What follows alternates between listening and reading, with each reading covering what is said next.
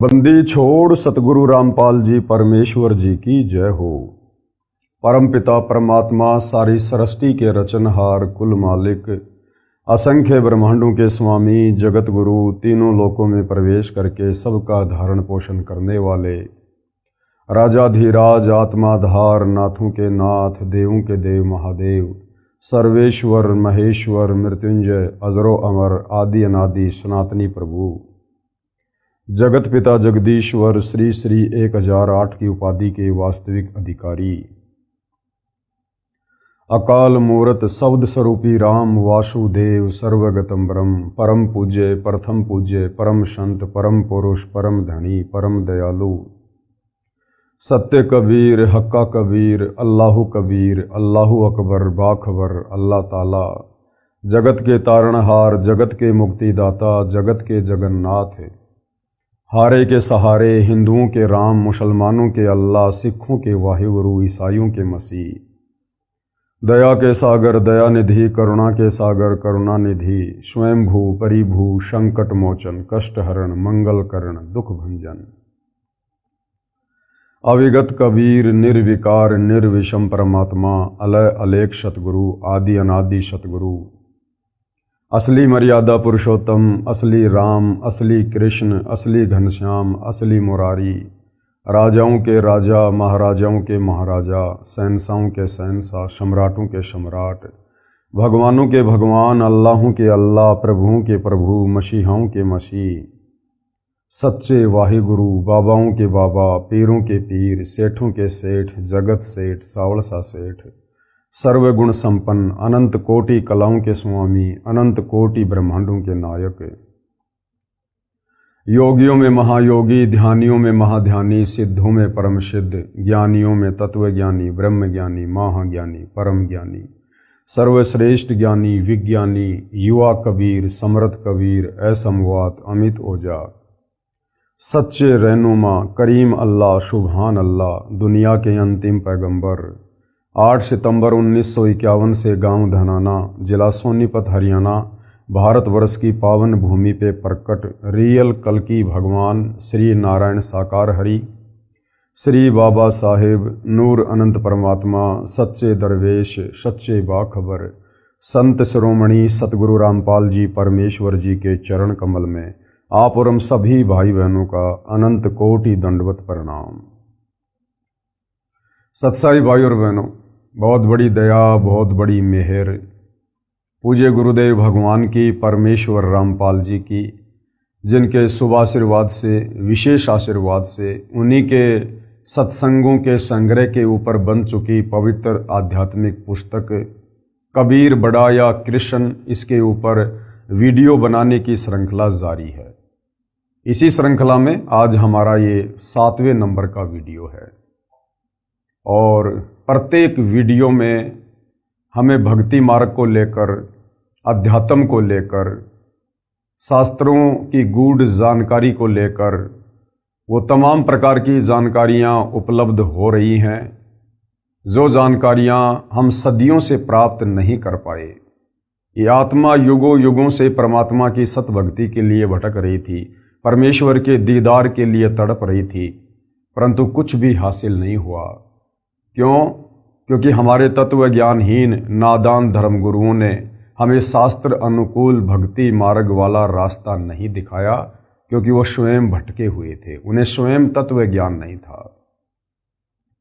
और तत्व ज्ञान के बिना सृष्टि रचना को समझे बिना जाने बिना आप किसी भी धर्म के धर्म ग्रंथ का सारांश नहीं समझ सकते।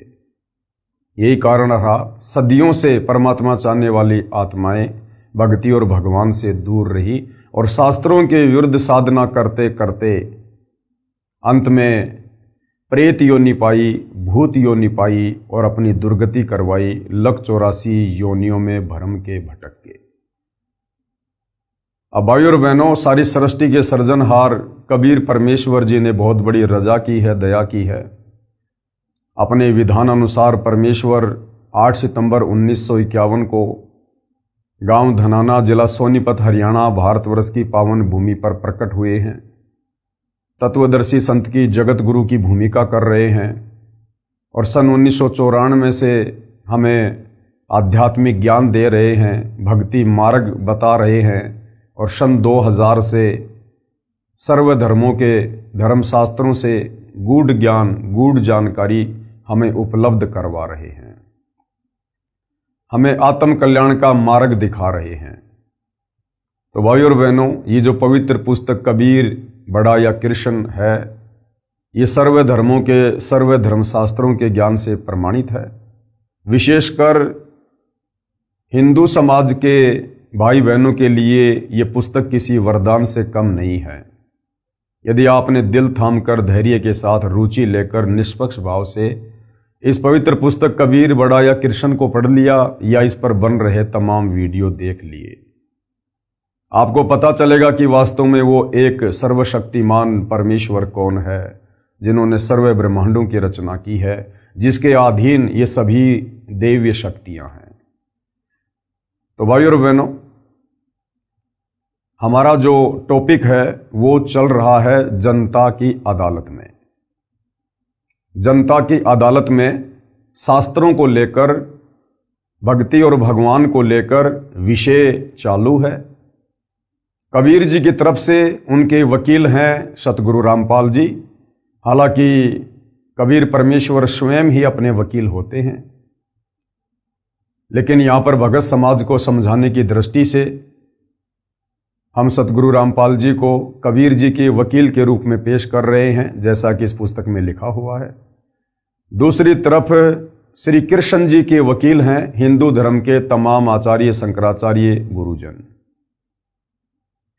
और इस मुकदमे में जो जज है वो जनता है, क्योंकि जनता शिक्षित है, पढ़ी लिखी है, सर्वशास्त्र उपलब्ध हैं। जनता अपनी आंखों से सारे प्रमाण देखकर स्वयं निर्णय करेगी कि वास्तव में कबीर बड़ा या कृष्ण। मुकदमा क्या है? श्री कृष्ण जी के वकीलों ने अर्थात हिंदू धर्म गुरुओं ने ये कहा है कि श्री कृष्ण अर्थात विष्णु ही सर्वशक्तिमान परमात्मा है। ये अविनाशी है, इनका जन्म और मरण नहीं होता है, इनके कोई माता पिता नहीं है, ये अजरो अमर है। और किसी भी हिंदू धर्म ग्रंथ में श्री कृष्ण उर्फ विष्णु से बढ़कर परमात्मा नहीं है, और इन्हीं की भक्ति करने का निर्देश है। दूसरी तरफ कबीर जी के वकील सतगुरु रामपाल जी का दावा है कि श्री कृष्ण जी के जितने भी वकील हैं, जितने भी धर्मगुरु हैं, ये सब झूठ बोल रहे हैं और समाज को भ्रमित कर रहे हैं। कबीर जी के वकील सतगुरु रामपाल जी का कहना है कि श्री कृष्ण अर्थात विष्णु अजरो अमर नहीं है, और किसी भी धर्मशास्त्र में श्री कृष्ण उर्फ विष्णु की पूजा करने का विधान नहीं है, ना वेदों में ना गीता में। और श्री कृष्ण उर्फ विष्णु के माता पिता हैं। इनकी माता का नाम देवी दुर्गा है और इनके पिता का नाम काल ब्रह्म है। और ये तीन भाई हैं, ब्रह्मा, विष्णु, महेश। और महाभारत के युद्ध में गीता का ज्ञान श्री कृष्ण जी ने नहीं बोला, अपितु श्री कृष्ण जी के शरीर में प्रेत की भांति प्रवेश करके इस काल ब्रह्म ने गीता का ज्ञान दिया। और भाइयों और बहनों, हमने वीडियो नंबर 5 में देखा कि जनता की अदालत में जनता के सामने कबीर जी के वकील सतगुरु रामपाल जी ने हिंदू धर्मशास्त्रों से ही प्रमाणित कर दिया कि वास्तव में श्री कृष्ण जी के वकील अर्थात तमाम हिंदू धर्म गुरु गलत हैं, इन्हें अपने शास्त्रों का भी ज्ञान नहीं है। और कबीर जी को सर्वश्रेष्ठ, सर्वशक्तिमान, सर्व ब्रह्मांडों के रचयिता साबित किया। साथ में वीडियो नंबर 6 में सतगुरु रामपाल जी ने बताया कि जितने भी हिंदू धर्मगुरु हैं जिन्होंने गीता जी का अनुवाद किया है, उन्होंने अनुवाद करने में भी त्रुटि की है, गफलत की है। गीता अध्याय 18 श्लोक 66 में एक वर्ज शब्द है जिसका अर्थ है जाना, किंतु सर्व गीता अनुवादकों ने उसका अर्थ किया है आना। उन्होंने अर्थ का अनर्थ किया है, गीता के श्लोक का भावार्थ ही बदल दिया है अपनी तत्व ज्ञानहीनता के चलते। आज भाइयों और बहनों, जनता की अदालत में ये 7वें नंबर का वीडियो है। इस वीडियो में कबीर जी के वकील सतगुरु रामपाल जी धर्मशास्त्रों से प्रमाणित कर रहे हैं कि पूजा के योग्य केवल एक ही परम शक्ति है, एक ही परमेश्वर है, वे हैं परम अक्षर ब्रह्म अर्थात सत्य पुरुष कबीर देव। तो भाई और बहनों, अब हम आगे बढ़ते हैं जनता की अदालत में। और कबीर जी के वकील सतगुरु रामपाल जी कह रहे हैं कि परम अक्षर ब्रह्म की भक्ति से पूर्ण मोक्ष होगा। श्री कृष्ण जी की भक्ति से अर्थात ब्रह्मा विष्णु महेश की भक्ति से, देवी देवताओं की भक्ति से, देवी दुर्गा की भक्ति से और काल ब्रह्म की भक्ति से भी पूर्ण मोक्ष नहीं है। साधक यहीं पर जन्म और मरण में रहेगा, लक 84 योनियों में भटकेगा, नरक का कष्ट भी भोगेगा, तपतशिला की पीड़ा भी भोगेगा। यदि जन्म मरण से छुटकारा चाहिए तो जो साधना हमारे धर्मशास्त्रों में वर्णित है, उस साधना के अनुसार साधक ने परम अक्षर ब्रह्म यानी कबीर देव की पूजा करनी पड़ेगी। उनकी भक्ति से ही हम परम शांति और शाश्वत स्थान सतलोक को प्राप्त करेंगे। तो किस प्रकार से सतगुरु रामपाल जी प्रमाणित कर रहे हैं? परम अक्षर ब्रह्म अर्थात कबीर परमेश्वर की भक्ति से पूर्ण मोक्ष होता है। और क्या कुछ कहा जा रहा है? काल ब्रह्म व देवताओं की भक्ति करके भी जीव का जन्म मरण का चक्कर समाप्त नहीं होता, क्योंकि ये स्वयं जन्म व मृत्यु के चक्कर में है। काल ब्रह्म यानी 21 ब्रह्मांड का स्वामी, ज्योति निरंजन, दुर्गा का पति, ब्रह्मा विष्णु महेश का पिता। इस काल ब्रह्म की भक्ति से, देवी दुर्गा की भक्ति से, अन्य देवताओं की भक्ति से जन्म मरण का कष्ट समाप्त नहीं होगा, क्योंकि ये खुद जन्म और मरण में है। गीता ज्ञानदाता ने गीता अध्याय 2 श्लोक 12, गीता अध्याय 10 श्लोक 2, गीता अध्याय 4 श्लोक 5 और 9 में खुद अपने जन्म और मृत्यु को स्वीकार किया है।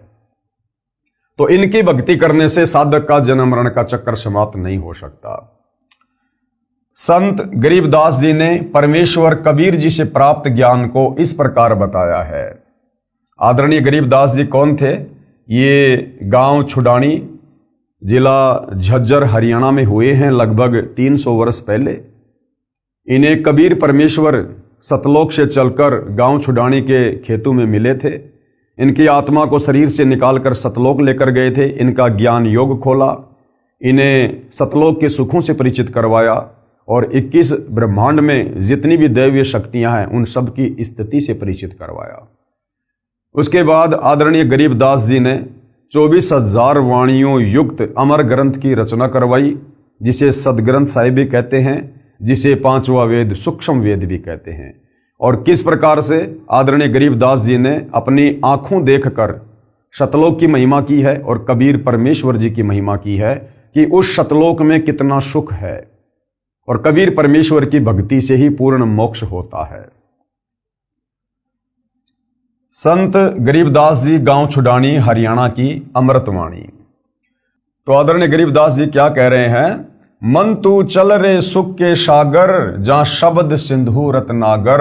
अपने ऊपर लेकर कह रहे हैं आप और हमें समझाने के लिए कि ऐ मेरे मन, इस काल के 21 ब्रह्मांड में क्यों धक्के खा रहा है? उस सुख सागर सतलोक में चल, जहां शब्द सिंधु रत्नागर। सिंधु यानी समुद्र, समुद्र में जाने के बाद चारों तरफ जल ही जल दिखाई देता है। इसी प्रकार सतलोक में जाने के बाद वहां केवल सुख ही सुख हैं, दुख का नामो निशान नहीं है। और यहां क्या हो रहा है इस काललोक में? कोटि जन्म तो ये मर्त्या होगे, कुछ नहीं हाथ लग्या रे। करोड़ों जन्म, अरबों खरबों जन्म हमने यहाँ पर मनुष्य के प्राप्त कर लिए, देवी देवताओं के प्राप्त कर लिए। मरने के बाद हमारे हाथ में कुछ नहीं रहा, फिर से जन्म मरण में लक 84 योनियों में। और कुकर शुकर खरबया बोरे, लक 84 योनियों में जाकर फिर हम गधे कुत्ते सुअर बने, कौआ हंस बुगारे। फिर कह रहे हैं कोटि जन्म तू राजा की न्या और मिटी न मन की आशा। आदरणीय गरीबदास जी क्या कह रहे हैं? भाई करोड़ों बार तू राजा के जन्म प्राप्त कर चुका है, लेकिन फिर भी तेरी इच्छाओं का अंत नहीं हुआ। करोड़ों बार। अब भाई और बहनों विचार करो, हम कब से सतलोक से बिछुड़कर इस काल के लोक में सजा भोग रहे हैं, कष्ट भोग रहे हैं। आदरणीय गरीबदास जी कह रहे हैं कोटि जन्म तू राजा की न्या मिटी न मन की आशा। भाई और बहनों, एक साधारण मनुष्य जन्म हमें उस समय मिलता है जब हम लक 84 योनि का एक चक्कर काट लेते हैं। यानी गधे, कुत्ते, सूअर, पक्षी, सूक्ष्म जीव जंतु, बैक्टीरिया, मक्खी, मच्छर, जल के जीव, यानी लक 84 योनि का एक चक्कर काटने में हमें अरबों खरबों युग लग जाते हैं। उसके बाद हमें बड़ी मुश्किल से एक मनुष्य जन्म मिलता है परमेश्वर के विधान अनुसार। अब भाइयों और बहनों, करोड़ों मनुष्य जन्म जब हमें इस प्रकार से मिल जाते हैं, उसके बाद कहीं जाकर हमें एक उस मनुष्य जन्म में राजा का जन्म मिलता है। तो विचार करो भाइयों और बहनों, करोड़ों मनुष्य जन्म मिलने के बाद जब एक राजा का जन्म मिलता है, और हम कितनी बार हम राजा रह चुके हैं, कोटि जन्म यानी करोड़ों बार हम यहां राजा के जन्म प्राप्त कर चुके हैं। तो सोचिए आम मनुष्य के जन्म हम कितने अरबों खरबों प्राप्त कर चुके हैं, और एक मनुष्य जन्म लक 84 योनि भोगने के बाद तो सोचो भाई और बहनों, लक 84 योनियां तो हम इतनी बार भोग चुके हैं, गधे, कुत्ते, सूअर की जिसकी कोई गिनती ही नहीं है। और आज भी हम इसी काल के लोक में हैं। आज हमें गुरुदेव ने केवल मौका दिया है, मौका संभलने का, सुधरने का, अपनी भूल सुधार करने का, वापस सतलोक जाने का, भक्ति करने का। यदि आज हमने जरा सी त्रुटि कर दी, सतगुरु का वचन तोड़ दिया, या सतगुरु को अपने किसी भी कर्म के चलते नाराज कर दिया कि जिन बातन से गुरु दुख पावे उन बातों को दूर भगावे, तो भाइयों और बहनों, हम लक 84 योनि के किनारे खड़े हैं, दहलीज पे खड़े हैं। अभी हम सतलोक में नहीं हैं, काल के 21 ब्रह्मांड में हैं। सावधानी हटी, दुर्घटना घटी। तो ये इतना सारा ज्ञान देने का, ये बड़े बड़े शास्त्र लिखने का, दिन रात गुरुदेव ने जो संघर्ष किया है पिछले 30 वर्षों से, केवल इसलिए कि हम आत्माएं अब वो गलती ना करें जो गलतियां हम युगों युगों से सतगुरु की शरण में आने के बाद भी करते आ रहे हैं, गुरु को मानुष मानकर भक्ति करने वाली। तो अब भाई और बहनों, सिर धड़की बाजी है। कोटि जन्म तू राजा के ना मिटी न मन की आशा। परमात्मा कहते हैं भाई करोड़ों बार तू राजा के जन्म प्राप्त कर चुका है, और राजा के जन्म में तो तेरे पास में सारा ठाट बाट होता है, सारा सुख होता है, और उस राजा के जन्म में भी तेरी इच्छाओं का कभी दमन नहीं हुआ, तेरी इच्छाओं का अंत नहीं हुआ। तो नालायक, आज तो तू एक साधारण सा व्यक्ति है, हैंड टू माउथ है, कोई मजदूरी करता है, कोई किसानी करता है, कोई खेती करता है, बड़ी मुश्किल से जीवन यापन करता है। आज तू क्या प्राप्त कर लेगा? क्यों दिन रात माया की दौड़ में आगे से आगे भाग रहा है? अब तुझे सतगुरु मिल गया, अब तो बैठ के भक्ति कर ले। जब तूने राजाओं के जन्म में कोई वो किला नहीं तोड़ा, अब तू इस दारिद्र वाले जीवन में, सामान्य व्यक्ति वाले जीवन में तू कौन सा रावण बन जाएगा, कौन सा तू धनपति बन जाएगा। और ये धनपति, ये भी सतगुरु की भक्ति ही बनाएगी, अन्यथा जो हमारे भाग्य में है हमें केवल वही मिलेगा, चाहे हम कितने पैर क्यों ना पटक लें। तो परमेश्वर हमें समझा रहे हैं प्यार से, प्रेम से, कि भाई अब इस तत्व ज्ञान को समझकर अपनी इच्छाओं का दमन कर, इस काल लोक की भाग दौड़ में मत भाग, दुनिया को देख के मत भाग। उसके पास में बड़ी कोठी, उसके पास में बड़ी कार, उसका बेटा नौकरी लग गया, उसके पास इतने प्लाट, उनको करने दे, अंत में यही छोड़ के जाएंगे। अगले जन्म में गधे बन के, कुत्ते बन के, सूअर बन के उन कोठियों के आसपास में मंडराएंगे, उस कार के नीचे छाया में भी ढंग से उन्हें कोई नहीं बैठने देगा। तो तत्व ज्ञान देकर गुरु हमारी बंद बुद्धि के दरवाजे खोलते हैं कि शांत हो जा, धैर्य से काम ले, विवेक से काम ले, इन सुखों की इच्छा तू सतलोक में कर। यहाँ के तो सुख सारे थोते हैं, जैसे एक नमक की बोरी और एक खांड की बोरी, दोनों का रंग सेम, दोनों का रंग बिल्कुल सेम, लेकिन नमक कितना खारा होता है और खांड कितनी मीठी होती है। तो ऐसी सृष्टि सतलोक में है, लेकिन वहां सब कुछ नूर से बना हुआ है। वहां की धरती नूर की है, वहां के इंसान नूर के हैं, वहां सर्व सुख हैं, सारी भोग विलास की वस्तुएं हैं। यहाँ की तरह वहाँ लड़ाई झगड़ा, राग द्वेष, ईर्ष्या, छल कपट, चोरी जारी, रिश्वत, धक्का मुक्की, धोखाधड़ी ये नहीं है। तो परमेश्वर हमें वहाँ ले जाना चाहते हैं ये ज्ञान समझाकर। कोटि जन्म तू राजा की ना मिटी न मन की आशा, और भिक्षुक होकर दर दर हांड्या मिला ना निर्गुण रासा। और बहुत सारे जन्मों में तू साधु संत बनकर भगत बनकर तूने परमात्मा प्राप्ति के लिए भी कठिन प्रयत्न किए, लेकिन तुझे वो निर्गुण रासा अर्थात मोक्ष मार्ग नहीं मिला। अब मिला है तो अब तू गफलत कर रहा है, तो फिर भाई कैसे बात बनेगी। फिर क्या कह रहे हैं आदरणीय गरीबदास जी, इंद्र कुबेर ईश की पदवी और ब्रह्मा वरुण धर्मराया, विष्णुनाथ के लोक को जाकर तू बहुर वापस आया। कि हे मन, ये काल जब तू मनुष्य जन्म प्राप्त करता है तो तेरे 3 इंजेक्शन लगवा देता है, रजगुण ब्रह्मा का, सतगुण विष्णु का, तमगुण शंकर का, और तू अपनी तमाम याददाश्त को खो बैठता है कि मैं पूर्व जन्म में क्या था, कहाँ था, मैं राजा भी रह चुका हूँ, मैं देवता भी रह चुका हूँ, मैं ब्रह्मा विष्णु महेश के पद को भी प्राप्त कर चुका हूँ। तो अब हमें सतगुरु याद दिला रहे हैं कि हे मन, तू देवताओं का राजा इंद्र भी रह चुका है, तू धन का देवता कुबेर भी रह चुका है, और ईश की पदवी यानी ब्रह्मा विष्णु महेश के पद भी तू प्राप्त कर चुका है। ब्रह्मा वरुण धर्मराया और विष्णुनाथ के पुर को जाकर और विष्णु भगवान के लोक में जाकर भी तू वापस आ चुका है, बहुर अपूठा आया। यानी तूने इस मनुष्य जन्म में इस पृथ्वी पर भक्ति करके काल की, या कभी सतगुरु आए उनसे उपदेश लेकर टूटी फूटी भक्ति की, बीच में छोड़ दी, उस भक्ति के प्रतिफल में तू ऊपर के लोकों में देव पद भी प्राप्त कर चुका है, लेकिन फिर भी तेरी इच्छाओं का अंत नहीं हुआ, तुझे वो परमात्मा नहीं मिला, तुझे वो भक्ति मार्ग नहीं मिला जो तुझे पूर्ण मोक्ष प्रदान करवा दे, और यदि मिला तो उस पर तू नहीं रुक पाया।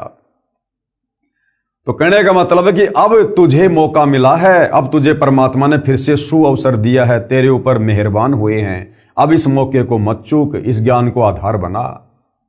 फिर क्या कह रहे हैं, असंख्य जन्म तो ये मरत्या होगे, जीवित क्यों ना मरे रे, और 12 मध्य महल मठ बोरे, बहुर ना दे धरे रे।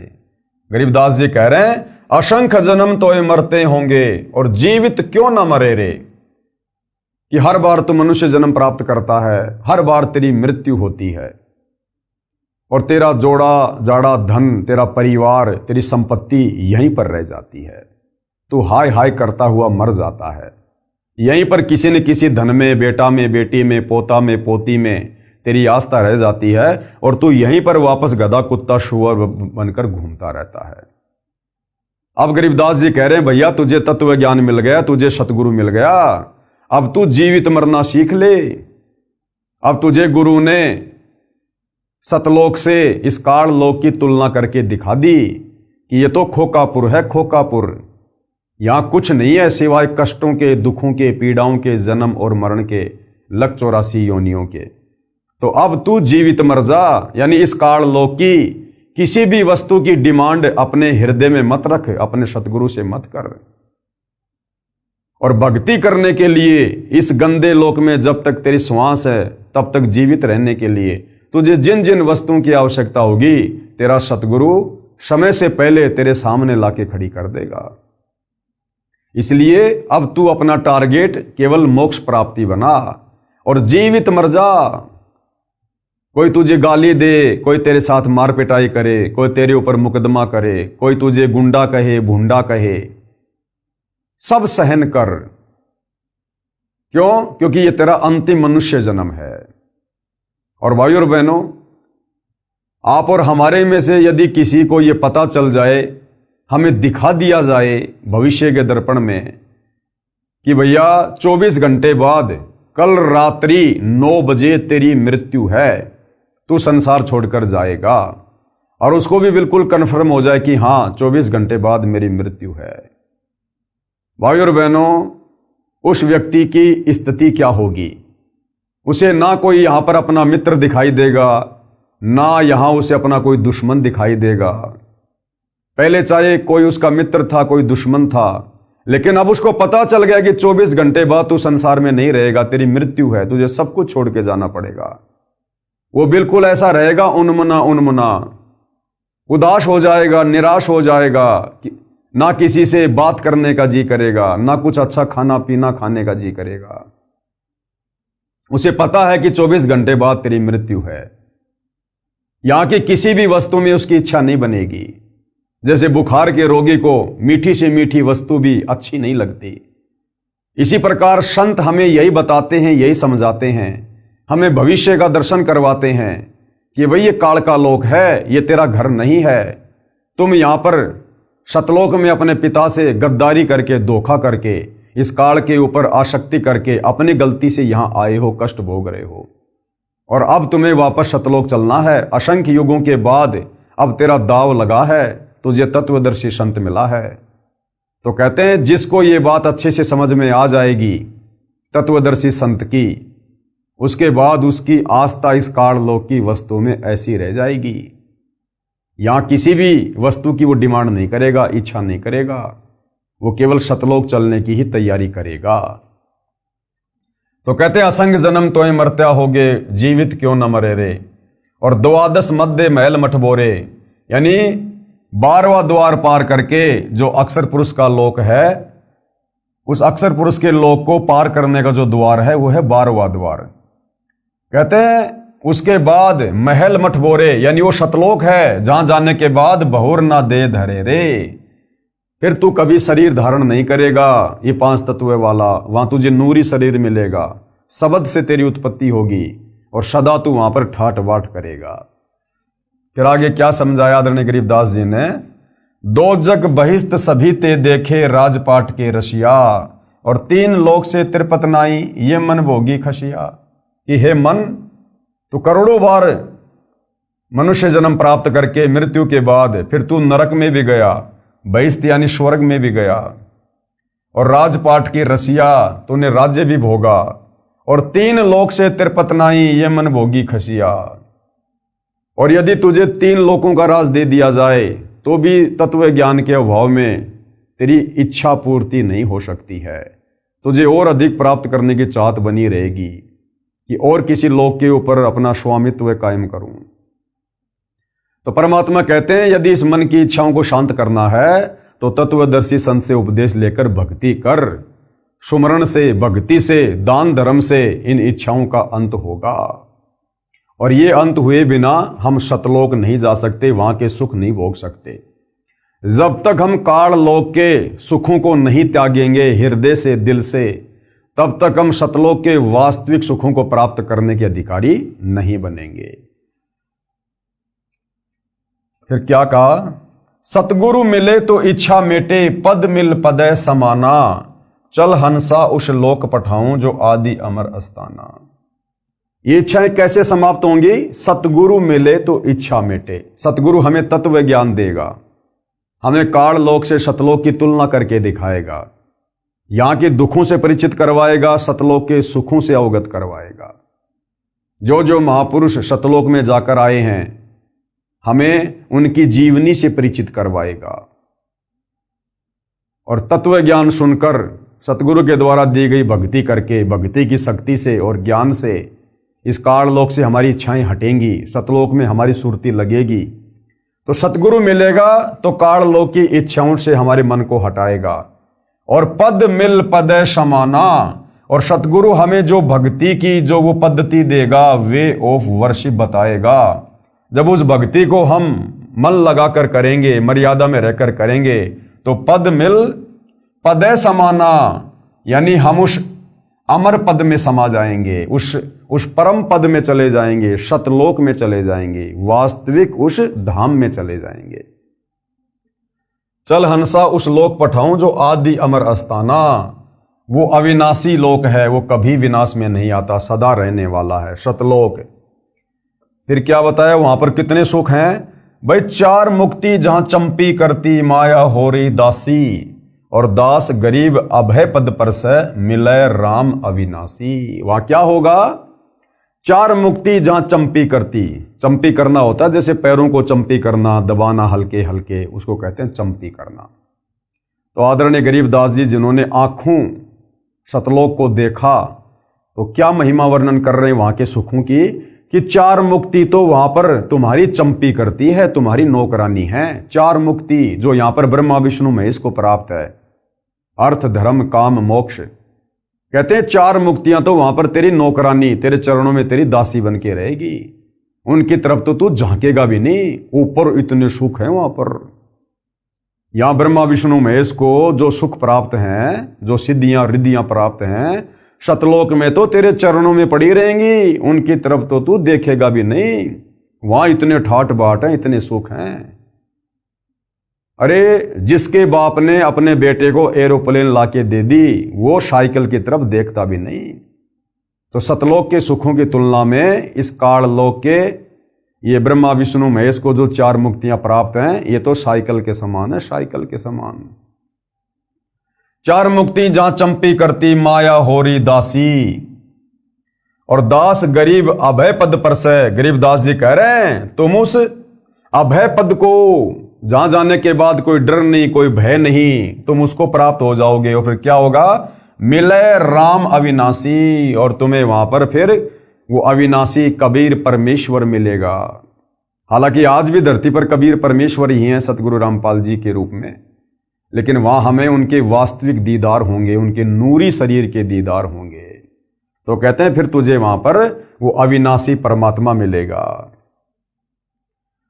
सूक्ष्म वेद की वाणी का सरलार्थ है, आत्मा अपने साथी मन को अमर लोक के सुख तथा इस काल ब्रह्म के लोक के दुख को बताकर सुख के सागर रूपी अमर लोक यानी सतलोक में चलने के लिए प्रेरित कर रही है। काल ब्रह्म के लोक यानी किस ब्रह्मांडों में रहने वाले प्राणी को क्या क्या कष्ट होते हैं, पहले ये जानकारी बताई है और कहा है कि काल ब्रह्म के लोक का अटल विधान है कि जो जन्मता है उसकी मृत्यु निश्चित है, और जो मर जाता है उसका जन्म निश्चित है। कोटि जन्म तो ही मरते होंगे, जीवित क्यों ना मरे रे। इसका प्रमाण गीता जी में देखिएगा। और ये सारी बातें भाई और बहनों भूल मत जाना। जनता की कोर्ट में कबीर परमेश्वर जी के वकील सतगुरु रामपाल जी इन शास्त्रों का हवाला देकर, 5वें वेद सूक्ष्म वेद की वाणियों का हवाला देकर श्री कृष्ण जी के वकीलों के सामने सबको बता रहे हैं, सबको दिखा रहे हैं कि परम अक्षर ब्रह्म यानी कबीर देव की भक्ति से पूर्ण मोक्ष होता है, और सतलोक में ही असल में वास्तव में सुख है। श्रीमद् भगवद गीता अध्याय 2 श्लोक 22 में इस प्रकार कहा है। क्या कहा है? कि जैसे मनुष्य पुराने वस्त्रों को त्याग कर दूसरे नए वस्त्र ग्रहण करता है, वैसे ही जीव आत्मा पुराने शरीर को त्याग कर दूसरे नए शरीरों को प्राप्त करता है। गीता अध्याय 2 श्लोक 27 में क्या कहा है? क्योंकि जन्मे हुए की मृत्यु निश्चित है, यानी इस काल के लोक में जो जन्म लेता है उसकी मृत्यु निश्चित है, और मरे हुए का जन्म निश्चित है, और जो मर गया उसके बाद किसी अन्य योनि में, चाहे गधा, कुत्ता, सुअर, देवता या मनुष्य, फिर उसका जन्म निश्चित है। अर्थात जन्म और मरण 21 ब्रह्मांड का अटल नियम है। इसलिए बिना उपाय वाले विषय में तू शोक करने के योग्य नहीं है। इसलिए कह रहा कि अगर तेरे पास में सतलोक वाली भक्ति नहीं है, अगर तेरे पास में मोक्ष प्राप्ति वाला मार्ग नहीं है, तो अर्जुन दुख करने की कोई आवश्यकता नहीं है। चाहे कितना दुखी हो ले, कितना शोक कर ले, तू रहेगा यही जन्म और मरण में, जब तक तेरे पास में विकल्प नहीं है शास्त्र अनुकूल साधना का। श्रीमद् भगवद गीता शास्त्र से स्पष्ट हुआ कि काल ब्रह्म के लोक का अटल नियम है कि जन्म तथा मृत्यु सदा बने रहेंगे। जैसे गीता अध्याय 2 श्लोक 12 में भी कहा है कि हे अर्जुन, तू और मैं यानी गीता ज्ञानदाता तथा ये सर्व राजा लोग पहले भी जन्मे, ये आगे भी जन्मेंगे। यानी गीता ज्ञानदाता हिंदू भाइयों के अनुसार उनका श्री कृष्ण और विष्णु, और रियल में ये ब्रह्म, काल ब्रह्म कह रहा है कि यहां तो भाई तेरी भी जन्म और मृत्यु है अर्जुन, मेरी भी जन्म और मृत्यु है। और ये जितने भी राजा लोग जो महाभारत के युद्ध में खड़े हैं, ये पहले भी थे, यानी पहले भी इनका जन्म हुआ था, आज भी ये यहां पर खड़े हैं और आगे भी इनका जन्म होगा। यानी किस ब्रह्मांड में जन्म और मृत्यु निश्चित है, यहां के भगवान की भी और उसके भक्तों की भी। गीता अध्याय 4 श्लोक 5 में गीता ज्ञानदाता ने कहा है कि हे अर्जुन, तेरे और मेरे बहुत जन्म हो चुके हैं, तू उन सब को नहीं जानता, मैं जानता हूं। गीता ज्ञानदाता कौन? काल ब्रह्म।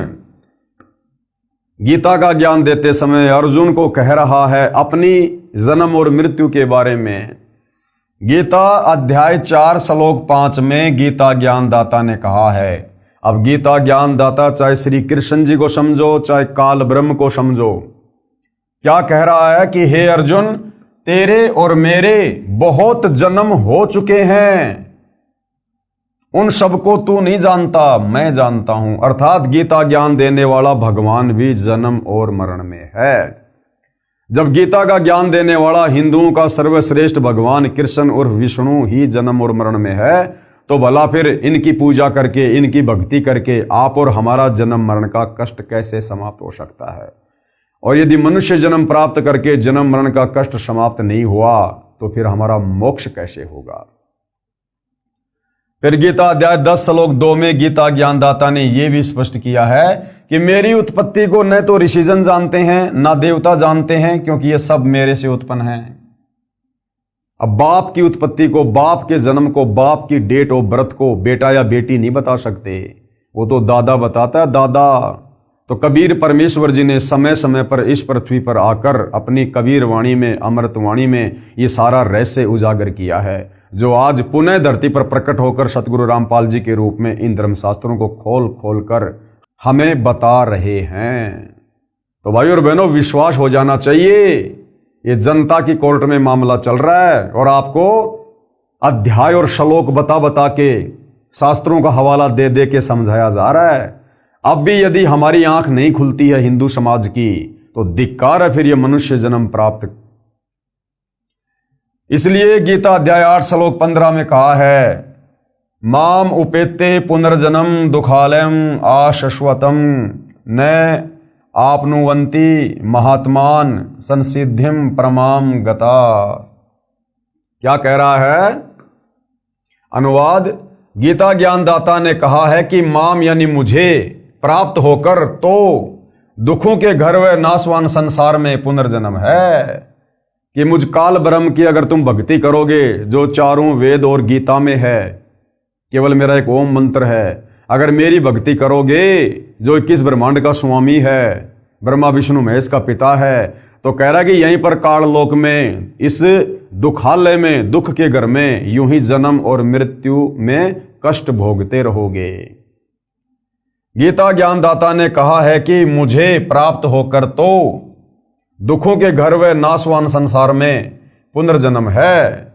महात्मा जन जो परम सिद्धि को प्राप्त हो गए हैं, पुनर्जन्म को प्राप्त नहीं होते। अब परम सिद्धि को प्राप्त कौन होगा? जो तत्वदर्शी संत की शरण में आ जाएगा।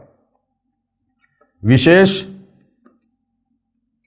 पाठक जनों से निवेदन है कि मुझ लेखक सतगुरु रामपाल जी से पहले सभी अनुवादकों ने, यानी गीता जी के अनुवादकर्ताओं ने, इस श्लोक का गलत अनुवाद किया है, क्योंकि तत्व ज्ञान तो इनको था नहीं, और तत्व ज्ञान के बिना आप किसी भी धर्मशास्त्र का यथार्थ अनुवाद नहीं कर सकते, क्योंकि पवित्र गीता जी तो वैसे भी चारों वेदों का सार है, ये तो कोड वर्ड में है।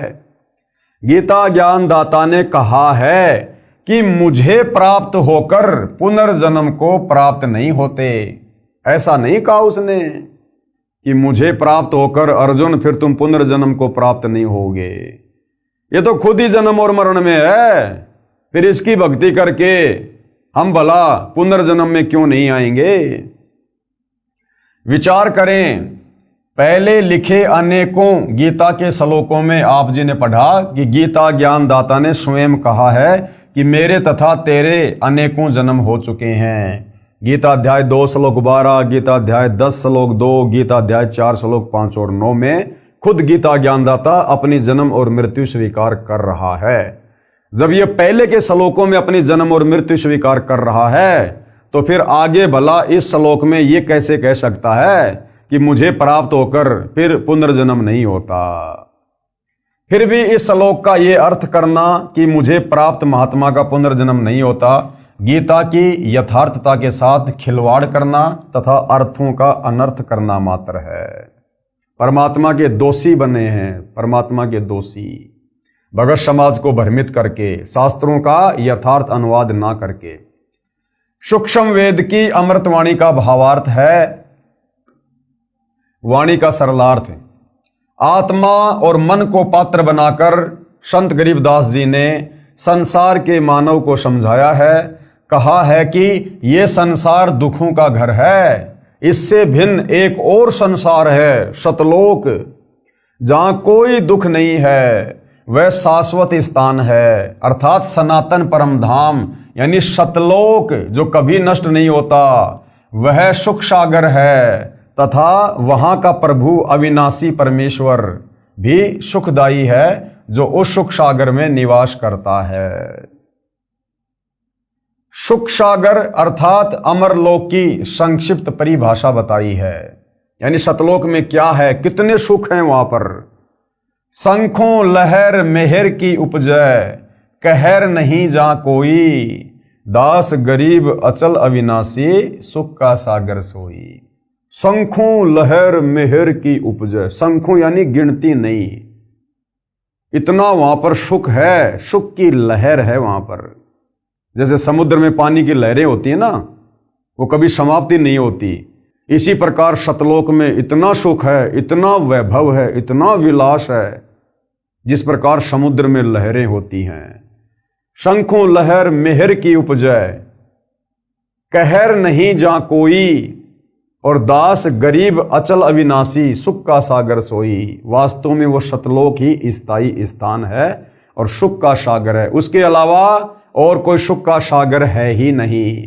अक्षर पुरुष के 7 संग ब्रह्मांडों में और काल के 21 ब्रह्मांडों में सुख नाम की चीज नहीं, केवल नाम है सुख, लेकिन वस्तु यहां सुखदायक नहीं है।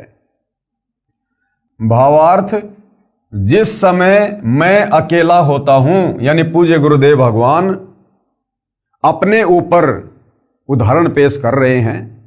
हालांकि ये तो परमेश्वर हैं, परमात्मा हैं, सुख के सागर हैं, इनका तो सबके प्रति समदृष्टि भाव रहता है। इनमें राग द्वेष ईर्ष्या किसी भी प्रकार का कोई रजोगुण तमोगुण सतोगुण कुछ भी नहीं होता है, ये निर्मोही परमात्मा है। लेकिन आप और हमें भक्ति मार्ग को समझाने के लिए अपने ऊपर उदाहरण पेश कर रहे हैं। जिस समय मैं अकेला होता हूं तो कभी कभी ऐसी हिलोर अंदर से उठती है, उस समय सब अपने से लगते हैं।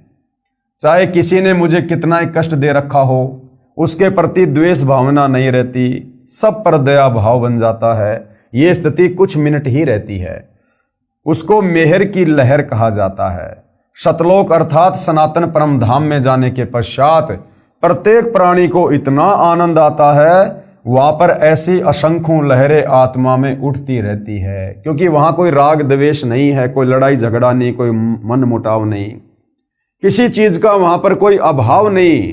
भाई मन में राग द्वेष ऊंच नीच का भाव तो उस समय आएगा जब कोई गरीब होगा, कोई अमीर होगा, और उन अमीरों के सुखों को देखकर वो गरीब आदमी ना जाने अपने मन में क्या क्या सोचेगा। तो ये ऊंच नीच का भाव, राग द्वेष का भाव उस समय उत्पन्न होता है जहां पर समानता नहीं होती है। तो सतलोक में तो कबीर परमेश्वर जी ने सबको एक जैसा सुख दे रखा है, सबको एक जैसी वस्तुएं उपलब्ध करवा रखी हैं, किसी के घर में किसी प्रकार की कोई कमी नहीं है। तो वहां पर एक दूसरे के प्रति राग द्वेष उपजता ही नहीं है। जब वह लहर मेरी आत्मा से हट जाती है तो वही दुखमय स्थिति प्रारंभ हो जाती है। उसने ऐसा क्यों कहा, वह व्यक्ति अच्छा नहीं है, वो हानि हो गई, ये हो गया, वो हो गया, ये कहर यानी दुख की लहर कही जाती है। अब ये भाव सतगुरु रामपाल जी में उत्पन्न नहीं होते, क्योंकि ये तो परमेश्वर हैं। हम इंसानों की स्थिति बता रहे हैं अपने ऊपर लेकर कि कभी कभार थोड़ी बहुत देर के लिए हमारे मन में वो लहर की मेहर उठती है, हमें दुश्मन भी मित्र नजर आता है, लेकिन होता है थोड़े समय के लिए। उसके बाद फिर से हमारे दिलो दिमाग में, हमारे मन में वही बकवाद, वही खरपतवार, कभी रजोगुण, कभी शतोगुण, कभी तमोगुण। उसने उधार ले रखा है, अभी तक दिया नहीं है, कल जाऊंगा, नहीं देगा तो ये कर दूंगा, वो कर दूंगा, या हमारे से कोई पैसा मांगने आया है, हमारे पास में पैसा नहीं है, झूठ बोलते रहते हैं, छुपते रहते हैं, यानी बहुत तरह की बातें। ये हम जीवों की स्थिति गुरुदेव अपने ऊपर लेकर हमें समझा रहे हैं कि यहाँ पर तो दुख ही दुख हैं। यहाँ पर तो कभी एक आध बार कोई वो लहर की मेहर आती है, मेहर की लहर, अन्यथा यहाँ तो कहर ही कहर है, कहर ही कहर है। और सतलोक में सदा वहाँ पर मेहर की लहर उठती रहती है, उठती रहती है, अनवरत, कंटिन्यू, इतना सुख है वहाँ पर। कहने का मतलब है भाई और बहनों, सतलोक के सुखों के विषय में बताकर इस काल लोक से गुरुदेव हमारी वृत्ति को हटाना चाह रहे हैं।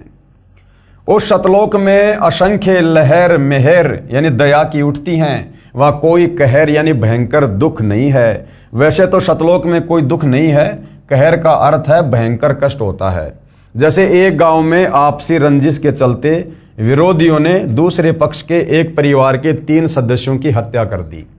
वहीं पर भूकंप के कारण हजारों व्यक्ति मर जाते हैं, उसे कहते हैं कहर टूट पड़ा या कहर कर दिया। ऊपर लिखी वाणी में सुख सागर की परिभाषा संक्षिप्त में बताई है, यानी सतलोक के सुखों का वर्णन किया नहीं जा सकता, ये जिव्या से बोलकर नहीं बताया जा सकता, इतने सुख हैं वहां पर। तो गुरुदेव कह रहे हैं आप लोगों को आंशिक जानकारी दे रहे हैं।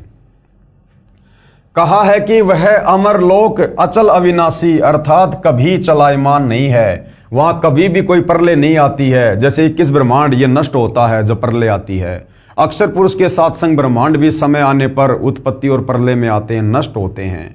लेकिन सतलोक वहां कभी कोई प्रलय नहीं आती है, वहां कोई भूकंप नहीं, कोई आंधी नहीं, कोई ओलावृष्टि नहीं, किसी चीज का कोई अभाव नहीं। वो अचल अविनाशी है, सदा रहने वाला अजरो अमर स्थान है। सतलोक कभी ध्वस्त नहीं होता तथा वहां रहने वाला परमेश्वर अविनाशी है। और सतलोक में रहने वाला कबीर भगवान भी अविनाशी है, इस काल की तरह नाशवान नहीं है, अक्षर पुरुष की तरह जन्म और मृत्यु में नहीं है, वो अविनाशी परमेश्वर है। और जब हम सतलोक चले जाएंगे तो हम आत्माएं भी अविनाशी पद को प्राप्त होंगी, हम भी फिर कभी मृत्यु में नहीं आएंगे। तथा वहां रहने वाला परमेश्वर अविनाशी है, वह स्थान तथा परमेश्वर सुख का समुद्र है। जैसे समुद्री जहाज बंदरगाह के किनारे से 100 या 200 किलोमीटर दूर चला जाता है तो जहाज के यात्रियों को जल अर्थात समुद्र के अतिरिक्त कुछ भी दिखाई नहीं देता, सब और जल ही जल नजर आता है। इसी प्रकार सतलोक में सुख के अतिरिक्त कुछ भी नहीं है, अर्थात वहां कोई दुख किसी भी प्रकार का नहीं है।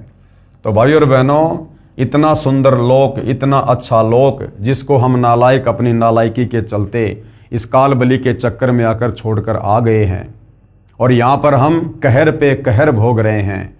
अब फिर से आप और हमारे ऊपर रजा हुई है, दया हुई है, दीन दयाल परमात्मा सतलोक से चलकर संत रूप में आए हैं। तो भाई और बहनों, अब हमने इस शुभ अवसर को हाथ से गंवाना नहीं है। अब पूर्व में लिखी वाणी का सरलार्थ किया जाता है। मन तू चल रे सुख के सागर, जहां शब्द सिंधु रत्नागर, कोटि जन्म तोए भरमत होगे, कुछ नहीं हाथ लग्या रे, कुकर शुकर खरबया बोरे, कौआ हंस बुगारे। क्या अनुवाद किया गुरुदेव ने? परमेश्वर कबीर जी ने अपनी अच्छी आत्मा संत गरीबदास जी को सूक्ष्म वेद समझाया। उसको संत गरीबदास जी गांव छुडानी जिला झज्जर हरियाणा प्रांत वाले ने आत्मा तथा मन को पात्र बनाकर विश्व के मानव को काल ब्रह्म के लोक का कष्ट तथा सतलोक का सुख बताकर उस परम धाम सतलोक में चलने के लिए सत्य साधना जो शास्त्रोक्त है यानी शास्त्रों के अनुसार है उसको करने की प्रेरणा की है। मन तू चल रे सुख के सागर अर्थात हे मन तू चल रे सुख के सागर अर्थात हे मन तू सनातन परम धाम में चल। शब्द को अविनाशी अर्थ दिया है क्योंकि शब्द नष्ट नहीं होता, इसलिए शब्द का अर्थ अविनाशीपन से है कि वह स्थान अमरत्व का सिंधु अर्थात सागर है और मोक्ष रूपी रतन का आगार अर्थात खान है। इस काल ब्रह्म के लोक में आप जी ने भक्ति भी की, परंतु शास्त्र अनुकूल साधना बताने वाले तत्वदर्शी संत ना मिलने के कारण आप करोड़ों जन्मों से भटक रहे हैं। कोटि जन्म तो ये भ्रमित हो गए, कुछ ने हाथ लग्या रे। करोड़ों अरबों रुपए संग्रह करने में पूरा जीवन लगा देते हो, अचानक मृत्यु हो जाती है। वह जोड़ा हुआ धन जो आपके पूर्व के संस्कारों से प्राप्त हुआ था उसे छोड़कर संसार से चला गया। उस धन के संग्रह करने में जो पाप किए वे आप जी के साथ गए। आप जी ने उस मानव जीवन में तत्वदर्शी संत से दीक्षा लेकर शास्त्र विधि अनुसार भक्ति की साधना नहीं की, जिस कारण से आपको कुछ हाथ नहीं आया। पूर्व के पुण्यों के बदले धन ले लिया, यानी पहले किसी मनुष्य जन्म में हमने जैसी भक्ति साधना दान धर्म किया उसका प्रतिफल हमें अगले मनुष्य जन्म में मिल गया, लेकिन उसको भी अंत में हम मृत्यु के बाद यहीं पर छोड़ के चले जाते हैं खाली हाथ। वो धन यहीं रह गया, आपको कुछ भी नहीं मिला। आपको मिले धन संग्रह तथा भक्ति शास्त्र अनुकूल न करने के पाप। क्या मिला हमारे को? आपको मिले धन संग्रह तथा भक्ति शास्त्र अनुकूल न करने के पाप, यानी हमने धन को संग्रह करने में, अब भाई और बहनों एक राजा होता है, अब राजा धन संग्रह करने में कितना पाप करता है, दूसरे राजा के ऊपर चढ़ाई कर देता है, लाखों हजारों सैनिकों को मरवा देता है, केवल धन प्राप्ति के लिए, राज्य प्राप्ति के लिए, जमीन प्राप्ति के लिए। जनता के ऊपर तरह तरह के टैक्स लगा देता है, जनता बेचारी कितनी परेशान हो जाती है, दुखी हो जाती है, राजा को बद्दुआ देती है, गालियां देती है, आत्मा दुखी होती है उनकी जब उनके साथ में न्याय नहीं होता है। तो धन जमा करने में हमने जो पाप कमाए वो पाप मृत्यु के बाद हमारे साथ जाते हैं, और साथ में मनुष्य जन्म प्राप्त करके, जो मनुष्य जन्म शास्त्र अनुकूल साधना करके मोक्ष प्राप्ति के लिए मिला था, लेकिन तत्वदर्शी संत ना मिलने के चलते, शास्त्रों के विरुद्ध परंपरागत साधना करने के चलते जो हमने पाप किए, क्योंकि शास्त्र अनुकूल साधना सबसे बड़ा अपराध है।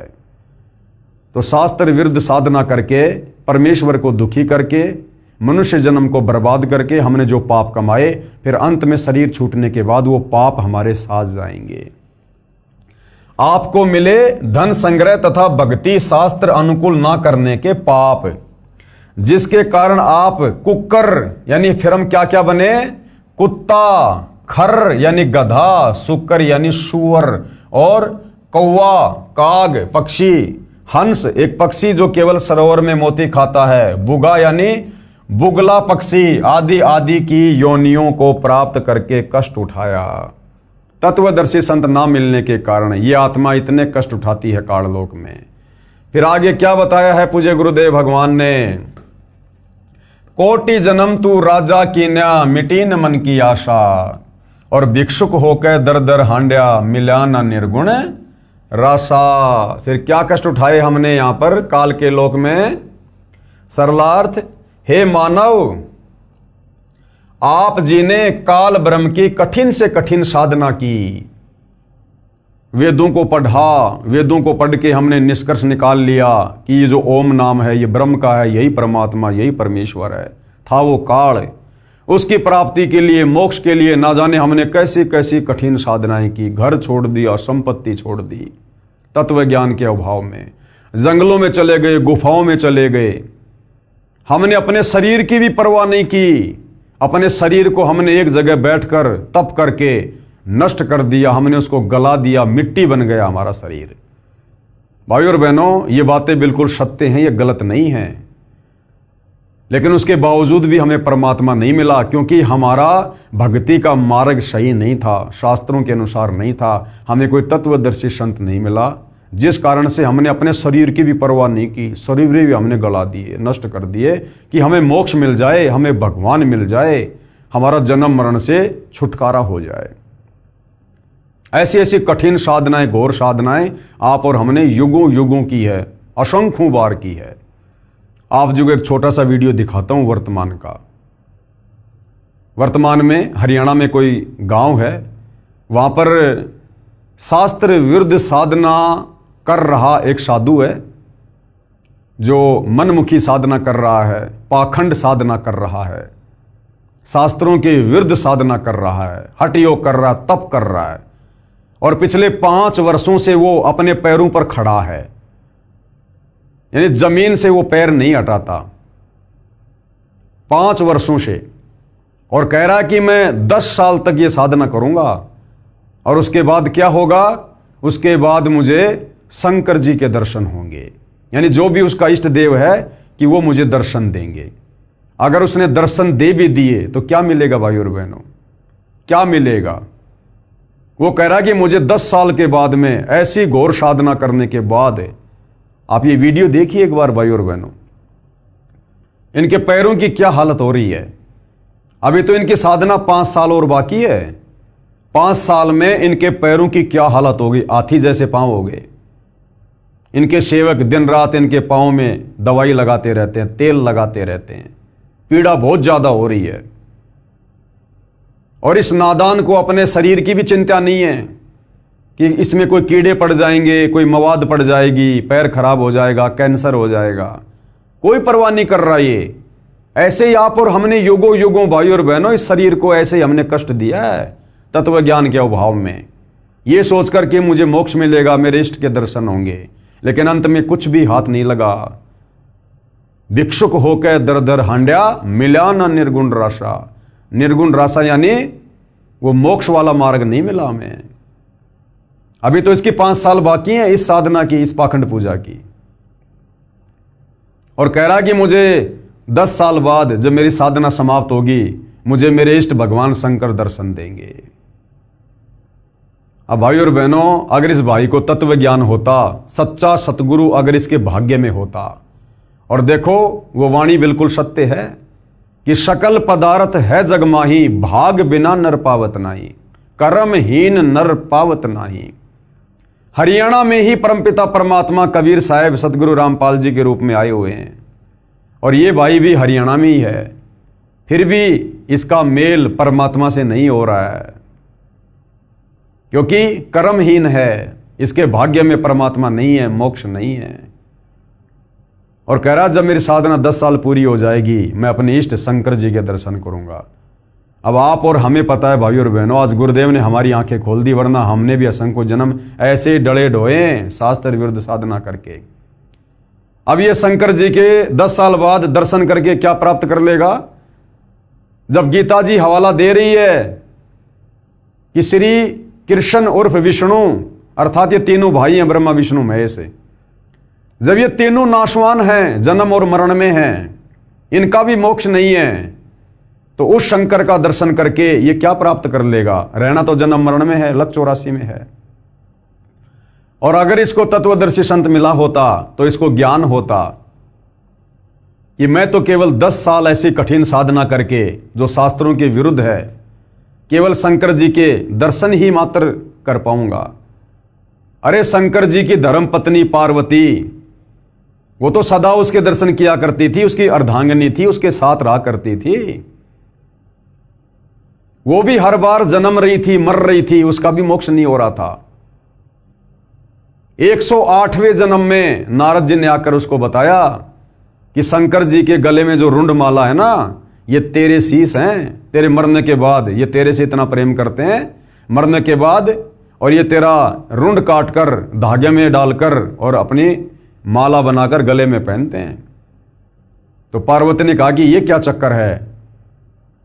तो नारद ने कहा कि माता जी तेरा मोक्ष नहीं हुआ, तुझे वो अमर मंत्र प्राप्त नहीं है, जिस अमर मंत्र को प्राप्त करके तेरी उम्र भी शंकर जी के जितनी हो जाएगी। यानी तू उस समय तक नहीं मरेगी जब तक भगवान शंकर नहीं मरेंगे। मरना अंत में दोनों को है।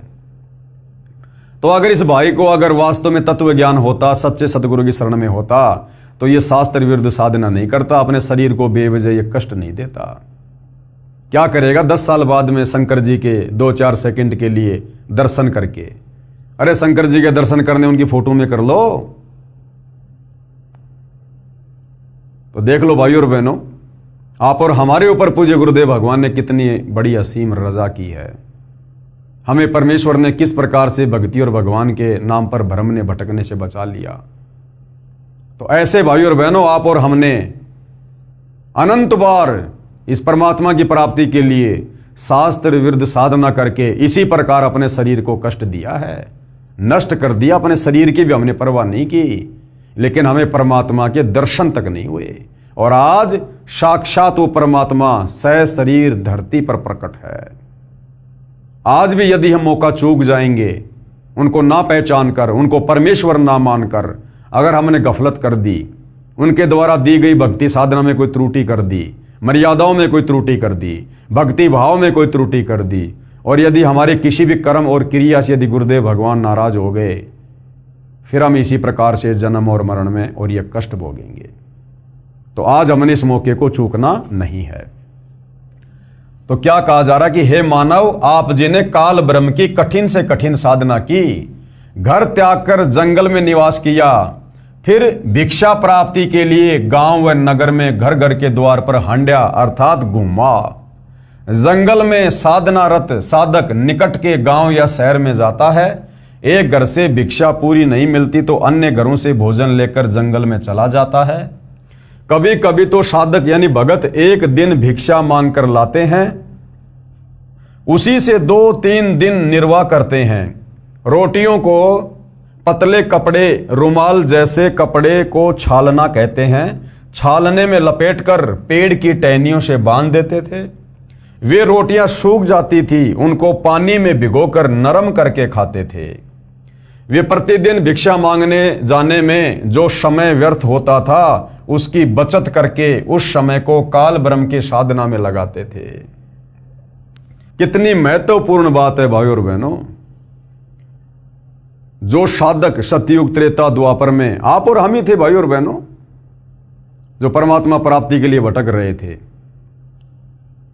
और हम उस समय इतना भी समय व्यर्थ में गंवाना उचित नहीं मानते थे कि क्या पता भगवान नाराज हो जाए। जितनी भक्ति कमाई कर सकते हैं कर लो, इस शरीर का कोई भरोसा नहीं। ये सोचकर आप और हम उन युगों में गांव में जाते थे, 2-4, 5-10 रोटियां मिलती थी लेकर आते थे, थोड़ा बहुत खाते थे, बाकी रोटियों को पेड़ से टांग देते थे, सूख जाती थी वो, और उन्हीं रोटियों को पानी में भिगो भिगो के नरम करके खाते थे।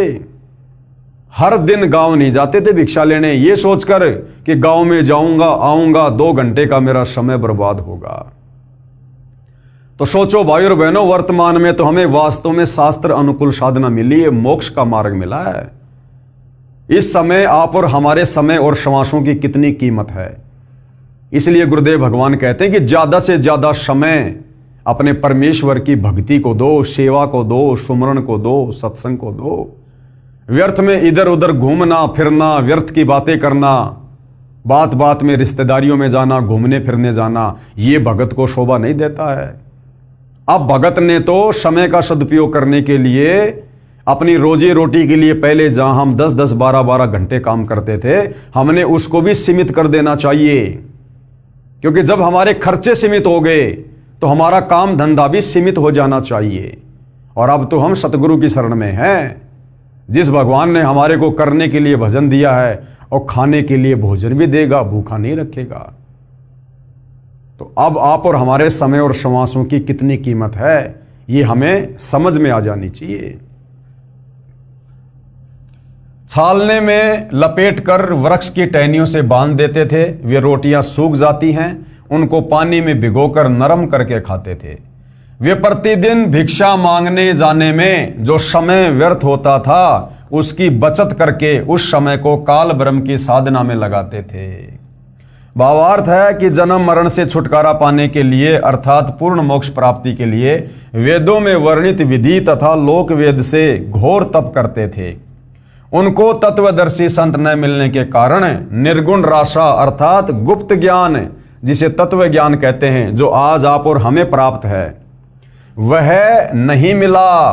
क्योंकि यजुर्वेद अध्याय 40 मंत्र 10 में तथा चारों वेदों का सारांश रूप श्रीमद् भगवत गीता अध्याय 4 श्लोक 32 तथा 34 में कहा है कि जो यज्ञों अर्थात धार्मिक अनुष्ठानों का विस्तृत ज्ञान स्वयं सच्चिदानंद घन ब्रह्म अर्थात कबीर परमेश्वर अर्थात परम अक्षर ब्रह्म अपने मुख कमल से बोलकर सुनाता है, वह तत्व ज्ञान अर्थात सूक्ष्म वेद है। गीता ज्ञानदाता ब्रह्म ने कहा है कि उस तत्व ज्ञान को जिस तत्व ज्ञान को कबीर परमात्मा स्वयं धरती पर प्रकट होकर अपने मुख कमल से कबीर वाणी द्वारा बोलता है, तू तत्व ज्ञानियों के पास जाकर समझ। गीता ज्ञानदाता कहता कि अर्जुन, वो ज्ञान मेरे पास भी नहीं है, वो पूर्ण मोक्ष वाला ज्ञान, वो तत्व ज्ञान, वो मेरे पास में भी नहीं है। उस ज्ञान को, जिस ज्ञान को परमात्मा सतलोक से चलकर धरती पर प्रकट होकर अपने मुख कमल से बोलता है, चारों युगों में कबीर परमात्मा जी आते हैं।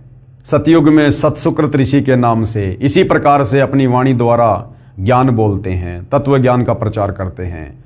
त्रेता युग में मुनिंद्र ऋषि के नाम से, द्वापर में करुणामय ऋषि के नाम से और कलयुग में कबीर नाम से आए और अपने तत्व ज्ञान को अपनी कबीर वाणी द्वारा बोला। साधु संतों ने लिपिबद्ध किया।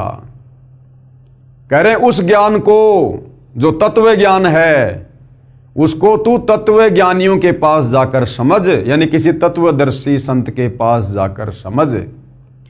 तू तत्व ज्ञानियों के पास जाकर समझ, उनको दंडवत प्रणाम करने से, नम्रता पूर्वक प्रश्न करने से वे परमात्म तत्व को भली भांति जानने वाले तत्वदर्शी संत तुझे तत्व ज्ञान का उपदेश करेंगे। और वो तत्व ज्ञान भाई और बहनों वर्तमान में कितना सुलभ हो गया, क्योंकि ये भक्ति युग है। परमात्मा ने भंडार खोल दिया। ये पवित्र पुस्तक कृष्ण बड़ा या कबीर, इसमें वही तत्व ज्ञान आप भाई बहनों को बताया जा रहा है जो तत्व ज्ञान परमात्मा चारों युगों में आकर देते हैं। जो तत्व ज्ञान अब सतगुरु रामपाल जी के रूप में वही कबीर परमात्मा सर्व परमात्मा चाहने वाली आत्माओं को मुफ्त में, फ्री में, निःशुल्क दे रहे हैं। तुझे तत्व ज्ञान का उपदेश करेंगे। इससे सिद्ध हुआ कि तत्व ज्ञान ना वेदों में है। अगर वेदों में तत्व ज्ञान होता तो गीता जी में होता, क्योंकि गीता जी चारों वेदों का सार है। और गीता जी में तत्व ज्ञान होता तो गीता ज्ञानदाता के पास होता। लेकिन गीता ज्ञानदाता कह रहा भैया मेरे पास भी वो तत्व ज्ञान नहीं है, वो तो तत्वदर्शी संत के पास मिलेगा। तो आज इस पृथ्वी पर वो तत्व ज्ञान, वो मोक्ष का पूर्ण मार्ग केवल सतगुरु रामपाल जी के पास है। इससे सिद्ध हुआ कि तत्व ज्ञान ना तो वेदों में है और ना ही गीता में है। यदि होता तो एक अध्याय और बोल देता, कह देता कि तत्व ज्ञान उस अध्याय में पढ़ लो। संत गरीबदास जी ने मन के बहाने मानव शरीरधारी प्राणियों को समझाया है कि वह निर्गुण राशा अर्थात तत्व ज्ञान ना मिलने के कारण काल ब्रह्म की साधना करके आप जी करोड़ों जन्मों में राजा बने। कोटि जन्म तू राजा की न्या, मिटी न मन की आशा। फिर भी मन की इच्छा समाप्त नहीं हुई, क्योंकि राजा सोचता है कि स्वर्ग में सुख है, यहां राज में कोई सुख चैन नहीं है, शांति नहीं है। निर्गुण राशा का क्या भावार्थ है, क्या बता रहे हैं पूज्य गुरुदेव भगवान।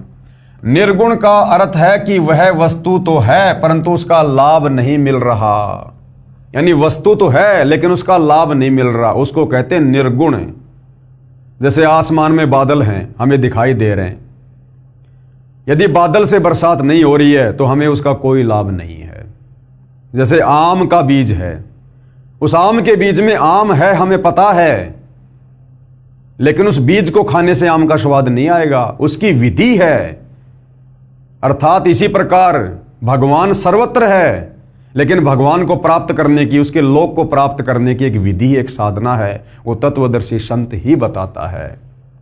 निर्गुण राशा का भावार्थ, निर्गुण का अर्थ है कि वह वस्तु तो है परंतु उसका लाभ नहीं मिल रहा। वृक्ष के बीज में फल तथा वृक्ष निर्गुण रूप में है, यानी बीज के अंदर फल भी है और पेड़ भी है।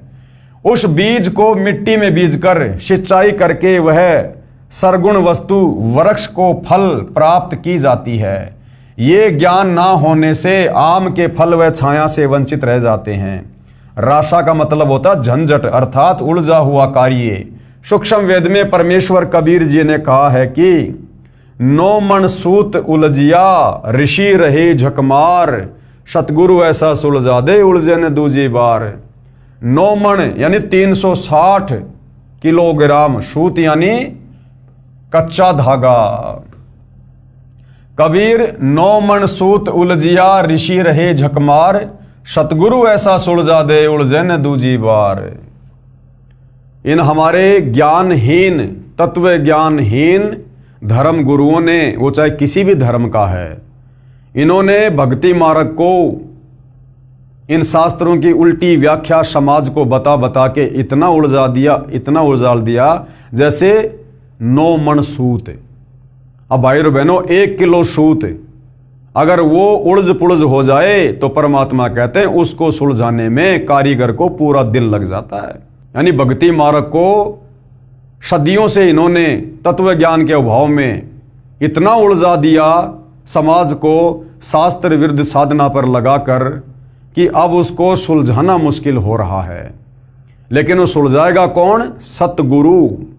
नौ मन सूत उलझिया ऋषि रहे जकमार। इस भक्ति मार्ग को इतना उलझा दिया कि ये हमारे धर्म गुरु सुलझाने में लगे हुए हैं, लेकिन ये सुलझा नहीं पा रहे। और सतगुरु ऐसा सुलझा दे, उलझे न दूजी बार। अब सतगुरु रामपाल जी ने अपने तत्व ज्ञान से इन धर्मशास्त्रों को खोल खोल कर ऐसा सुलझा दिया, ऐसा समझा दिया, इस कलयुग में परमात्मा चाहने वाली आत्माओं के लिए दोबारा नहीं उलझेगा। कबीर नौ मन सूत उलझिया ऋषि रहे जकमार। सतगुरु ऐसा सुलझा दे, उलझे न दूजी बार। क्या कह रहे हैं? परमेश्वर कबीर जी ने कहा है कि अध्यात्म ज्ञान रूपी नौ मन सूत उलझा हुआ है। 1 किलोग्राम उलझे हुए सूत को सीधा करने में 1 दिन से भी अधिक जुलाहों का समय लग जाता था। यदि सुलझाते समय धागा टूट जाता तो कपड़े में गांठ लग जाती। गांठ गठीले कपड़े को कोई मोल नहीं लेता था। इसलिए परमेश्वर कबीर जुलाहे ने, जो जुलाई की भूमिका कर रहे थे 650 साल पहले, जुलाहों का सटीक उदाहरण बताकर समझाया है कि अधिक उलझे हुए सूत को कोई नहीं सुलझाता था, उसको फेंक ही देते थे। अध्यात्म ज्ञान उसी 9 मन उलझे हुए सूत के समान है, जिसको सतगुरु अर्थात तत्वदर्शी संत ऐसा सुलझा देगा जो पुनः नहीं उलझेगा। अब सतगुरु रामपाल जी ने सुलझा दिया, धर्मशास्त्रों को खोल खोल के बता दिया कि समर्थ भगवान कौन है, शास्त्र अनुकूल साधना क्या है। आप और हमारे समझ में आ गया, तो अब आप और हम नहीं उलझ सकते, चाहे कोई कितनी अटपट क्यों ना करे। बिना सुलझे आध्यात्मिक ज्ञान के आधार से अर्थात लोकवेद के अनुसार साधना करके स्वर्ग नरक 84 लाख प्रकार के प्राणियों के जीवन, पृथ्वी पर किसी टुकड़े का राज्य, स्वर्ग का राज्य प्राप्त किया, फिर पुनः जन्म मरण के चक्कर में गिरकर कष्ट पर कष्ट उठाया, परंतु काल ब्रह्म की वेदों में वर्णित विधि अनुसार साधना करने से वह परम शांति तथा सनातन परम धाम प्राप्त नहीं हुआ, जो गीता अध्याय 18 श्लोक 62 में कहा है। और न ही परमेश्वर का वह परम पद प्राप्त हुआ जहां जाने के पश्चात साधक लौटकर संसार में कभी नहीं आते, जो गीता अध्याय 15 श्लोक 4 में कहा है। काल ब्रह्म की साधना से निम्न लाभ होता है। क्या होता है? वाणी संख्या 3। इंद्र कुबेर ईश की पदवी, ब्रह्मा वरुण धर्मराया, और विष्णुनाथ के पुर को जाकर बहुर अपूठा आया। यानी हमने मनुष्य जन्म में घोर साधना की, उस साधना के प्रतिफल में हम ऊपर के लोकों में चले गए, ब्रह्मा विष्णु महेश के हमने पद प्राप्त किए। लेकिन जैसे हमारी भक्ति कमाई नष्ट हुई, हमें वहां से धक्के दे दिया गया, हम पुनः वापस जन्म मरण में आए, 184 योनियों में गए, किंतु हमें वो मोक्ष मार्ग नहीं मिला। वो मोक्ष मार्ग मिलता है तत्वदर्शी संत की शरण में आने के बाद, जो आज हमें मिला है। सरलार्थ, काल ब्रह्म की साधना करके साधक इंद्र का पद भी प्राप्त करता है। इंद्र स्वर्ग के राजा का पद है। इसको देवराज अर्थात देवताओं का राजा तथा सुरपति भी कहते हैं। ये सिंचाई विभाग अर्थात वर्षा मंत्रालय भी अपने अधीन रखता है। अब यहां पर गुरुदेव भगवान कह रहे हैं कि मन में एक प्रश्न खड़ा होगा कि इंद्र की जो पदवी है वो कैसे प्राप्त होती है, इंद्र की पोस्ट आत्मा को कैसे प्राप्त होती है। तो क्या कह रहे हैं गुरुदेव? उत्तर, अधिक तप करने से या 100 मण 4000 किलोग्राम गाय या भैंस के घी का प्रयोग करके धर्म यज्ञ करने से एक धर्म यज्ञ संपन्न होती है। 100 मण देसी घी लगाकर जो यज्ञ की जाती है, अब जिसमें 100 मण देसी घी लगेगा, उसमें बाकी सामान आटा, मैदा, चीनी, ये और कितना सामान लगेगा। 100 मण देसी घी यानी 4000 किलोग्राम देसी घी से जो यज्ञ की जाती है, एक यज्ञ ऐसी 100 यज्ञ करनी पड़ती है, और एक भी यज्ञ खंडित नहीं होनी चाहिए। अगर आपने ऐसी 99 यज्ञ पूरी कर ली, इतना धन, इतनी सावधानी आपने बरती, और 100वीं यज्ञ यदि आपकी खंडित हो गई, कोई नियम मर्यादा में चूक हो गई, तो आपकी सारी यज्ञ खंडित मानी जाएगी और आपने फिर से इंद्र की वो पदवी प्राप्त करने के लिए नए तरीके से 1 नंबर से आपने फिर से यज्ञ शुरू करना पड़ेगा। तब कहीं जाकर 100 यज्ञ संपूर्ण होने पर इंद्र की पोस्ट मिलती है। अधिक तप करने से या 100 मण यानी 4000 किलोग्राम गाय भैंस के घी का प्रयोग करके धर्म यज्ञ करने से एक धर्म यज्ञ संपन्न होती है। ऐसी 100 धर्म यज्ञ निर्विघ्न करने से इंद्र की पदवी साधक प्राप्त करता है। तप या यज्ञ के दौरान यज्ञ या तप की मर्यादा भंग हो जाती है तो नए सिरे से यज्ञ तथा तप करना पड़ता है। सफल होने पर ही इंद्र की पदवी प्राप्त होती है। इस प्रकार इंद्र की पदवी प्राप्त होती है। अब सोचो भाई और बहनों, सोचिए यदि हमें ये परमपिता परमेश्वर ना मिलते, गुरुदेव भगवान, और यदि हमें ये वास्तविक शास्त्र अनुकूल भक्ति ना देते, हम भला कैसे यहां से बाहर निकल सकते थे, कैसे हमारा मोक्ष हो सकता था। जब इस काल के लोक में और देवताओं के राजा इंद्र की पोस्ट प्राप्त करने के लिए इतनी कठिन साधना, ऐसा यज्ञ, और तब कहीं जाकर क्या मिलता है, इंद्र की पदवी, और इंद्र का पद भोगने के बाद फिर वो आत्मा गधा बनती है। तो सोचो भाई और बहनों, सतलोक जाने के लिए हमने क्या कुछ कुर्बानी देनी पड़ेगी। इस प्रकार की भक्ति करके तो हम लाख जन्म भी सतलोक नहीं जा सकते। इसलिए परमेश्वर ने आज हमें वो शास्त्र अनुकूल भक्ति मार्ग दिया है जिसमें थोड़ी सी भक्ति से यदि मर्यादा में रहकर की जाए, गुरु को परमात्मा मानकर, तो थोड़ी सी भक्ति से आप और हम ढेर सारे भक्ति के धनी बन जाते हैं। हमें जो गुरुदेव भगवान मंत्र देते हैं उनकी महिमा करते हुए बताते हैं कि एक शतनाम के मंत्र में यदि साधक मर्यादा में रहकर गुरु को परमेश्वर मानकर जाप करता है तो एक शतनाम मंत्र की इतनी कमाई है कि ये ब्रह्मा विष्णु महेश के जो 3 लोक हैं, स्वर्ग लोक, पाताल लोक और ये धरती पृथ्वी लोक, कहते हैं ये तो पासिंग है, पासिंग है, इनकी तो कोई वैल्यू भी नहीं है। इतनी कमाई, इतने भक्ति धन के धनी हम एक शतनाम की विधिवत जो है जाप से हम इतने धनी हो जाते हैं।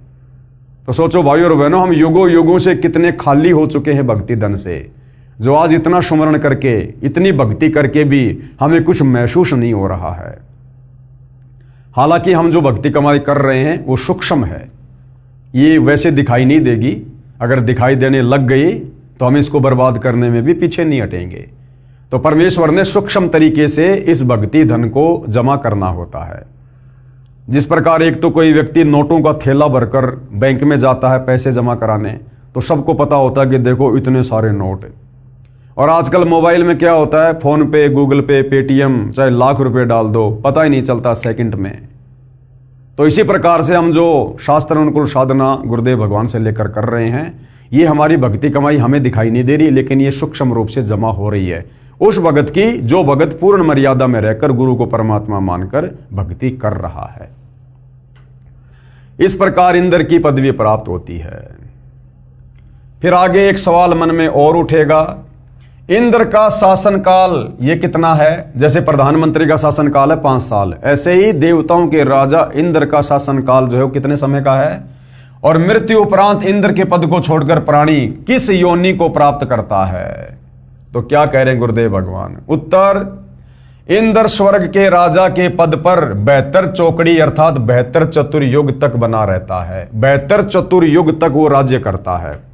अब एक चतुर्युग में सतयुग, त्रेतायुग, द्वापर तथा कलयुग का समय होता है, जो 17,28,000 प्लस 12,96,000 प्लस 86,400 वर्ष प्लस 43,20,000 वर्ष, यानी एक जो चतुर्युग होता है, सतयुग, त्रेता, द्वापर और ये कलयुग, इन चारों युगों को मिलाकर कहते हैं एक चतुर्युग।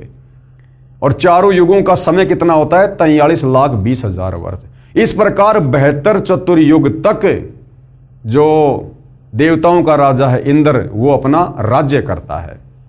सतयुग, त्रेतायुग, द्वापर युग और कलयुग का समय अर्थात 43,20,000 वर्ष का समय एक चतुर्युग में होता है। ऐसे बने 72 चतुर्युग तक वह साधक इंद्र के पद पर स्वर्ग के राजा का सुख भोगता है। एक कल्प अर्थात ब्रह्मा जी के एक दिन में जो 1008 चतुर्युग का होता है, 14 आत्मा यानी 14 भगत इंद्र के पद पर रहकर अपना किया हुआ पुण्य कर्म भोगते हैं। यानी श्री ब्रह्मा जी का जो एक दिन है वो 1008 चतुर्युग का होता है। 1008 चतुर्युग का ब्रह्मा का केवल दिन होता है और इतनी रात्रि।